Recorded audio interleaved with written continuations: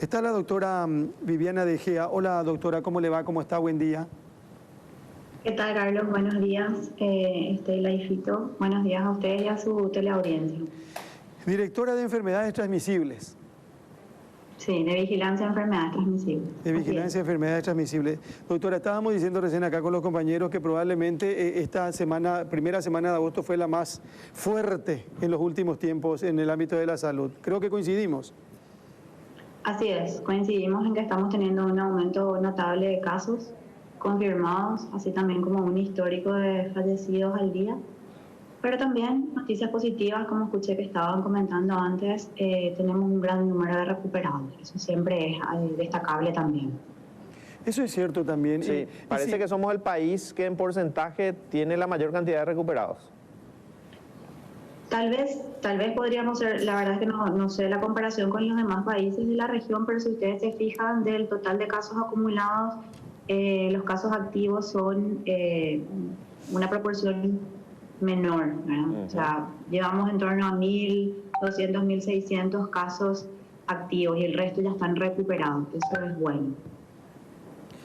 Ahora, doctora, ¿cómo ven todo esto ustedes? Porque acá no hay una sola enfermedad, acá son varias las enfermedades que uno puede tener y que puede padecer. Evidentemente, si hoy tenemos numerosas salas o numerosos hospitales con camas ocupadas, no es solamente y necesariamente por el COVID, sino que otras enfermedades también, ¿verdad? Claro, este es el momento del año donde normalmente tenemos un aumento de enfermedades respiratorias y eso normalmente aumenta el número de ocupación de camas. Sí, es verdad que con todas las medidas de prevención que se implementaron este año, si ustedes ven las curvas comparativas, estamos mucho mejor que con respecto al año pasado, por ejemplo. Pero el resto de las patologías continúa estando, o sea, una apendicitis, infartos, descompensaciones diabéticas, todo eso sigue existiendo a la par que la pandemia de la COVID-19. Doctora, mucha gente dice que este tema del lavado de manos nos hizo muy bien a todos, porque hemos superado también y hemos, a lo mejor, usted sabrá mejor que nosotros, se redujo considerablemente la cantidad de otros tipos de enfermedades. Sobre todo las gastroenteritis, por ejemplo, sí, que era un caso muy común en nuestro país. ¿Es así, doctora? Sí, así es. Hay que tener en cuenta varios factores. Nosotros tenemos una cultura de comer de la calle, de comprar productos, de tomar tereré, tomar mate, y no teníamos probablemente tan incorporado el hábito del lavado de manos.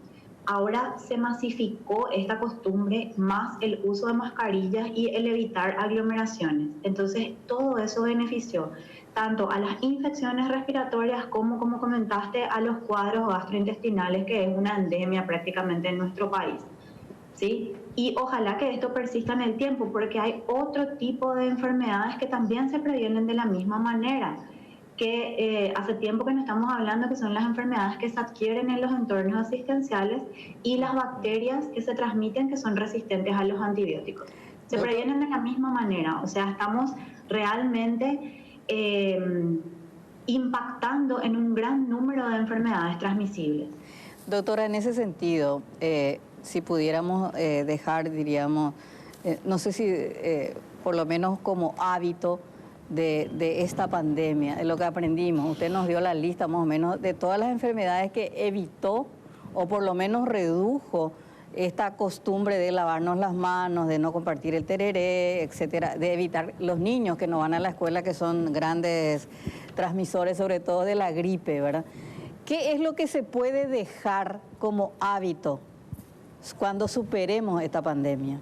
Es decir, de esto aprendimos y esto tiene que permanecer en el tiempo. Bueno, hay un aspecto que es que el uso de mascarillas tenemos que evaluar cuánto tiempo más vamos a necesitar usar de forma masiva como estamos haciendo. Probablemente un tiempo todavía, no te digo largo, pero a mediano plazo vamos a tener que seguir utilizando porque es lo que finalmente nos está protegiendo. Eso eventualmente podría otra vez relajarse, así como fue en la época de la gripe española, por ejemplo. Pero el lavado de manos y la higiene con soluciones que contienen alcohol debería ser algo que ya permanezca como hábito. Así como mencionaste, el no compartir los utensilios. Si bien es cierto que es parte de nuestra cultura y nos identifica muchísimo como paraguayos y estamos muy orgullosos de esta costumbre, lastimosamente no es la más higiénica. Tendríamos que buscar otra manera de compartir el tereré o el mate.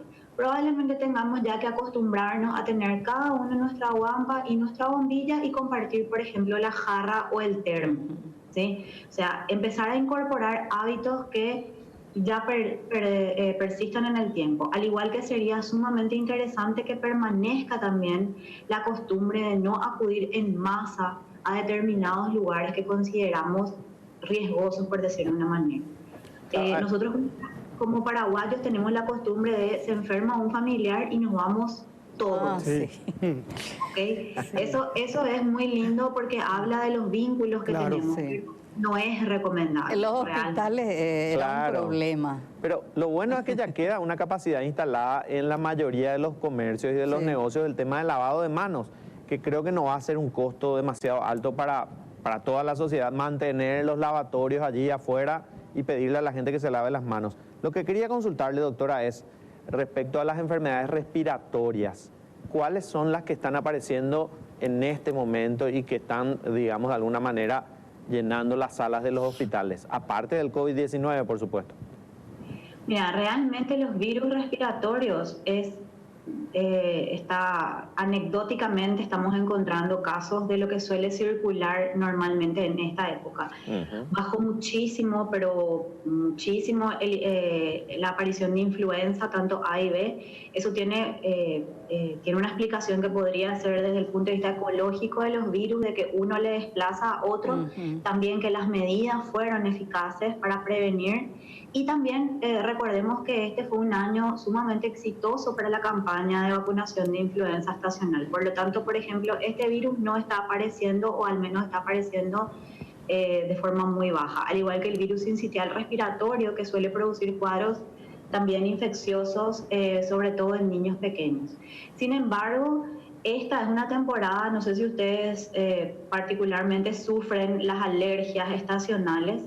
Estamos teniendo muchos cuadros de personas con alergia o asmáticas que sufren algún tipo de descompensación no infecciosa ocasionada por esta estación. Esto les hace un poco más propensas también a infectarse. Por lo tanto, hay una mezcolanza de factores que están incidiendo en la aparición de los cuadros respiratorios. Pero como comenté antes, el resto de los virus que solemos tener en esta temporada realmente han disminuido muchísimo. ¿Y los problemas dermatológicos que también están muy vinculados a las alergias? Eso aparece como normalmente aparecen en esta temporada del año, eso también, ¿verdad? Es muy importante que las personas que se conocen alérgicas, que sufren de rinitis, es importante también que acudan a sus controles y utilicen la medicación que se les prescribe, porque eso les ayuda primero a no confundir los síntomas, ¿verdad? Porque ahora uno parece como que no tiene ni siquiera permitido estornudar y sufrimos mucho los alérgicos por eso, ¿verdad? Entonces, es una buena recomendación. Así como decimos que las personas con enfermedades de base, tipo diabetes o hipertensión, tienen que estar con su medicación habitual para estar compensados, los alérgicos y los asmáticos también. No deben descuidar su medicación de base y sus controles para poder pasar bien esta temporada, y sobre todo porque también son más propensos a tener complicaciones si se enferman de la COVID-19. En ese sentido, no sé si el Ministerio de Salud tiene estadísticas, doctora. Generalmente tenemos las estadísticas de los casos mortales de COVID. Dice, bueno, estas personas básicamente tenían enfermedades de base, ya sea comorbilidad, diabetes, hipertensión. No tenemos el otro lado de decir, bueno, entre los recuperados también hay diabéticos, hipertensos, etcétera, etcétera, pero superaron el COVID gracias a que estaban medicados o controlados. ¿No tienen esas estadísticas? Tenemos la estadística total, como mencionabas, de todos los cuadros de base. Fíjate que hay personas, incluso salieron en la prensa, mayores de incluso 80 años, que superaron y salieron de alta y hoy están recuperados también, diabéticos, sí. no tenemos analizado ese dato y no está publicado, así como mencionaste, como el resto de los casos, pero sí, realmente de los que se hospitalizan, de los casos con COVID-19 que requieren ingreso hospitalario, la gran mayoría de ellos tienen alguna patología de base. Fíjate que el resto del país, si nos fijamos en las estadísticas que están en la página del Ministerio, la franja etaria principal afectada es la de hasta 39 años. Por lo tanto, en general son personas jóvenes y previamente sanas, que pasan o como un resfrío, sin más, con un poquito de congestión nasal, o muy llamativamente lo de la anosmia, ¿verdad? Que no huelen y te cuentan, no huelo y no siento la comida. O sea, y ese es su único síntoma, por decir así. Algunos tienen un poquito de dolor de cuerpo y cefalea y pasan. Incluso personas alérgicas y asmáticas están pasando el cuadro relativamente bien, por decir así, sin requerimiento de ingreso hospitalario. Fíjense que más o menos, a grosso modo, el porcentaje que nosotros tenemos de cuadros leves supera el 90% de nuestras estadísticas. Cuadros leves. Es interesante eso, ¿eh? Es muy interesante, pero no es para descuidarnos. O sea, está súper bien. Tal vez yo soy un cuadro leve, me quedo en mi casa y no pasa nada. Siempre lo que nosotros repetimos es que los vulnerables, ¿verdad? Y ustedes saben que, no sé si se fijaron, pero hay una tabla de criterios de vulnerabilidad donde nosotros podemos identificar aquella persona que debería estar un poco más protegida, tanto por su entorno familiar, laboral, como por la sociedad, ¿verdad? Y ahí entra una conjunción de múltiples factores como enfermedades de base, edad, si está embarazada, si está lactando, etcétera, ¿verdad? Entonces, para ellos un cuadro sí podría ser realmente bastante complicado. Doctora, siguen recomendando no ir a los hospitales de no ser absolutamente necesario, ¿verdad? La verdad es que es una recomendación que hay que interpretarla de forma correcta. Yo no puedo dilatar una consulta si realmente hay un peligro, ¿verdad?, para la salud. Es decir, yo tengo fiebre y tengo un poco de congestión nasal, pero en líneas generales estoy bien, me alimento bien, respiro bien, me puedo quedar en mi casa, llamar al 154. A la mínima que yo tenga un poco de dolor de pecho, ¿verdad?, porque a lo mejor soy asmático, tengo dolor de pecho, ya me está costando respirar y tengo a lo mejor un dolor de cabeza muy intenso, no debería esperar demasiado para consultar.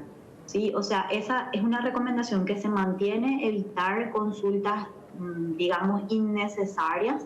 Sin embargo, estar alerta siempre a los signos de alarma de aparición de complicaciones. Sobre todo la dificultad para respirar es el signo que nos debe mover a una consulta. Siempre llamando al 154 para que nos guíen. Sí, eso sería prudente, porque podría, si es que yo no sé, por ejemplo, qué servicio asistencial tengo más cerca de mi casa, yo puedo hacer esa consulta, puedo preguntar, incluso ya me pueden agendar para una toma de muestras si es que tengo los síntomas compatibles, o directamente, si yo conozco cuál es mi centro de referencia, acudo directamente a mi centro de referencia y a través de ahí ya me harían la gestión si es que corresponde una toma de muestra o me indicarían reposo en mi casa, por ejemplo. Doctora, eso en la práctica es así espectacular. Nosotros contábamos hoy el relato de una señorita que se empieza a sentir mal o tiene algunos síntomas que ella cree que tiene que ver con el COVID y llama al 154, creo que entre el 24 y el 25 de julio, y le dan turno para el 3 de agosto. Se va el 3 de agosto, le hacen la prueba cuyo resultado tiene que estar 72 horas después. Cuando ella llama a consultar si ya está el resultado, le dicen que tiene que volver a hacerse porque se extravió la muestra.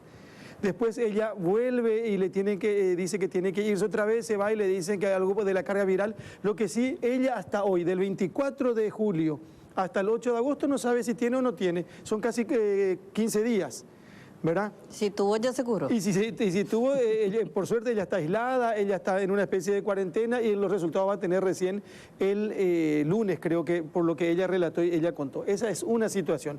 Y la otra situación, yo no sé si usted tuvo ocasión de ver lo que nosotros desde temprano estamos mostrando y con relación a un grupo de gente que sale y va a un parque por utilizar un espacio, ¿verdad?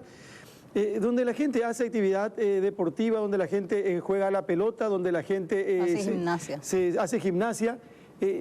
Doctora, ayúdenos, esto no está bien, ¿qué más tenemos que decir nosotros para que la gente nos entienda? Aun cuando sabemos todo, usted y nosotros, de que hoy estamos hasta hastiados y tenemos necesidad de algún tipo de actividad física. Bueno, voy a contestar primero lo segundo, ¿verdad? Realmente eso que vos estás mostrando es un poco reflejo de cómo probablemente se sientan todos los paraguayos o nos sentimos todos los paraguayos hoy, ¿verdad? Con esas ganas de salir y con esas ganas de respirar aire libre. Bien, el decreto de la fase 3 nos habla claramente que para actividades deportivas al aire libre se admiten grupos de hasta 2 personas. Yo aquí, antes de hablar de no sé, multas o cosas así, yo les quiero comentar lo que varios casos positivos que tuvieron cuadros leves y eran personas sanas y sin patología de base me dijeron cuando se enteraron del resultado, ¿verdad? Que es aquí, o sea, en el momento que reciben su resultado, ellos empiezan a hacer ellos mismos su nexo epidemiológico y empiezan a angustiarse por aquellas personas a las que pudieron haber contagiado. ¿Sí? Y empiezan a identificar personas vulnerables de su entorno que pudieron verse perjudicados a lo mejor por un pequeño desliz, ¿verdad? Por un pequeño desliz que podría ser esto que ustedes están mostrando, ¿verdad? Entonces, claro que se entiende la necesidad de salir, claro que se entiende las ganas de estar juntos y de hacer ejercicios. Aquí lo importante es saber salir, saber cuidarse para poder seguir estando juntos de alguna manera, ¿verdad? O sea, evidentemente esto que estamos viendo no es lo que está recomendado, porque aquí hay un descontrol. Si bien hay grupos de personas independientes, hay demasiada gente en un mismo lugar y no podemos tener la garantía de que todos estén cumpliendo las normas sanitarias. Entonces, lo recomendable es escalonar los horarios. Yo quiero ir a ese parque, escuché antes que decían que era uno de los pocos lugares en Lambaré, creo, sí, donde uno puede hacer actividades al aire libre. Bien, si yo ya sé que hay muchísima gente a las 20 horas, me voy a las 17, a las 18 horas o bien temprano en la mañana. Yo evito la aglomeración de gente y me voy máximo entre 2 personas. ¿Por qué? Porque a mí no me va a ocurrir, no me va a pasar un evento grave a lo mejor, pero tengo que pensar en mi grupo, ¿verdad? A quién yo le podría estar contagiando y podría tener un cuadro grave o con complicaciones, ¿verdad? Yo creo que hay que apelar un poco a esa conciencia de la gente más que a restricciones punitivas. Y con respecto a lo que comentabas con los retrasos de los resultados del laboratorio y el agendamiento, ¿verdad? La realidad es que nuestro país tiene deudas históricas con el sector de salud que estamos tratando de saldar en un tiempo récord. Entonces, el diagnóstico por biología molecular no era algo que estaba descentralizado en el país y ahora sí se está intentando descentralizar. Entonces, ¿qué puedo hacer yo como persona si empiezo a tener síntomas, me agendan para dentro de 5 días y no me dan mi resultado? Yo me aíslo, ¿verdad? Lo mejor que yo puedo hacer por mí y por mi entorno es asumir que soy un caso positivo y mantener el aislamiento y los cuidados, ¿sí? Y cuando, como comentaban, ¿verdad? Lastimosamente ocurre esto que ustedes comentaron. Ocurre que cuando le llega el diagnóstico ya pasó los 15 días e incluso ya se da como un caso recuperado.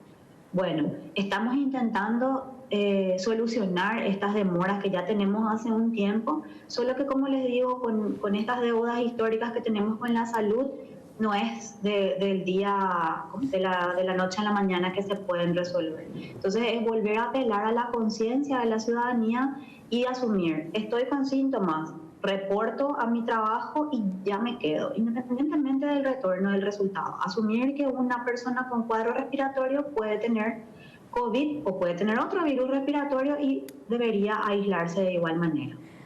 Doctora, una curiosidad. ¿Los que tuvieron coronavirus pueden volver a contagiarse, como la gripe, ¿verdad? Que uno puede tener 2 o 3 veces al año, o ya queda inmunizado?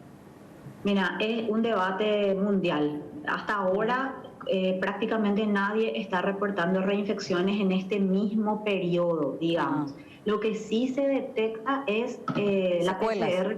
que puede ser secuelas por un lado, algunas personas que tuvieron sobre todo cuadros muy graves, que tuvieron ventilación mecánica y estuvieron terapias, pueden tener secuelas respiratorias, y por otro lado la persistencia de la técnica, la persistencia del material genético del virus que da una PCR persistentemente positiva. Sin embargo, lo que se ha visto es que ese virus ya no es viable para contagiar a otras personas. Pero eso todavía, si bien hemos aprendido ya muchísimo del virus y de las experiencias de otros países, todavía no, al parecer, una vez pasado el cuadro, al menos en esta temporada, parece poco probable una reinfección. Tendríamos que esperar a ver los siguientes años si va a ser como la influenza que mencionás, que hace como sus mutaciones estacionales y finalmente al año siguiente podemos volver a tener. Ahora tendríamos que mirar, ahora van a empezar su otoño, digamos, el hemisferio norte, y tendríamos que mirar un poco qué es lo que ocurre con el virus en esa zona del planeta. Doctora, esos pequeños descuidos que usted mencionaba, cuando la gente ve que dio positivo y empieza a recordar y se preocupa por la gente vulnerable que pueda estar en su entorno, ¿cómo se pueden evitar? ¿Hay, además de la mascarilla, además del lavado de manos, alguna otra medida que puede ayudarnos a decir, bueno, no voy a tocarme la cara, no voy a tocar esto? Los guantes, por ejemplo, que no, acá no se recomendaron utilizar, pero solemos ver imágenes de otros países donde toda la gente usa guantes. ¿Son o no son positivos para esto?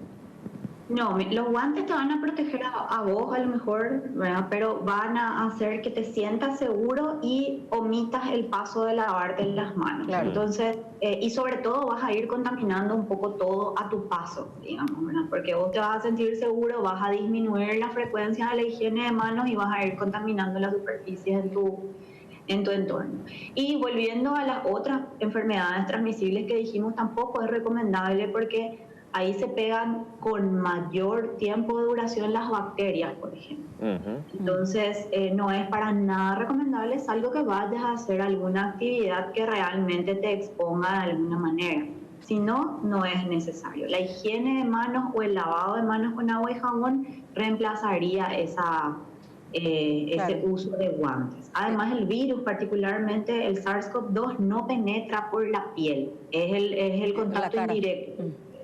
O sea, por eso es que no es realmente necesario. Sí, por eso se dice que el guante es una falsa sensación de seguridad. Doctora, es una curiosidad. Ayer empezaron a circular fotos de terapias intensivas de los pacientes y me da curiosidad. ¿Están todos los pacientes boca para abajo? ¿Por qué? Bueno, eso es yo no soy terapista, ¿verdad? Así que por ahí, si algún terapista está escuchando y digo alguna cosa, por favor, no se ofendan conmigo. Se llama decúbito prono y es una terapia respiratoria, se utiliza en distintas situaciones respiratorias, valga la redundancia, y se vio que utilizarlo o ponerle a los pacientes en esta posición les ayuda a mejorar la mecánica respiratoria, ¿sí? Entonces, al comienzo de la pandemia, los países del norte lo hacían tarde. Luego nos dijeron que hay que hacer la pronación para ponerlo boca abajo de forma precoz, que eso podría incluso evitar algunos ingresos a terapia intensiva. Bueno, en verdad todo es bastante dinámico. Hoy lo que se recomienda es ayudar al paciente en su mecánica respiratoria y ponerlos en esta posición. Por eso están en esa posición. Doctora. Yo tengo una última pregunta. ¿Cómo no, doctora? Teniendo en cuenta su rol, perdón, doctora. ¿Cuáles son en el ranking en Paraguay de enfermedades transmisibles? ¿Qué está primero? Vamos a dejar el COVID hoy, pero de ranking de enfermedades transmisibles. Diarreas agudas. Diarreas agudas. Eso tiene que ver con el lavado de manos también, sí, ¿verdad? Sí, y los parásitos intestinales, pero más diarreas agudas de etiología viral. Luego somos un país endémico para dengue, eso también suele estar ahí arriba. Ajá. Y para nada despreciable lo que les había comentado antes, las infecciones asociadas a bacterias resistentes a los antibióticos. Pero esto es en un subgrupo poblacional muy especial, que es la gente que está en los hospitales. Las infecciones respiratorias, o sea, diarreas agudas en primer lugar, probablemente se disputen. El verano pasado tuvimos una fuerte epidemia de dengue, por lo tanto le habrá desplazado un poco, pero normalmente en segundo lugar están las infecciones respiratorias agudas. Este año opacado totalmente por COVID, pero en años anteriores influenza, virus sincitial respiratorio y otros virus respiratorios también. Bueno, doctora, un gusto realmente poder conversar con usted, compartir con usted datos que usted conoce mejor que nadie y sobre todo que siempre sirva para que todos aprendamos y para que entendamos la necesidad de seguir este protocolo que ya forma parte de nuestra vida, este protocolo sanitario. Muchas gracias, doctora, muy gentil y que tenga buen día. Igualmente para ustedes, gracias por el interés. Buen fin de semana.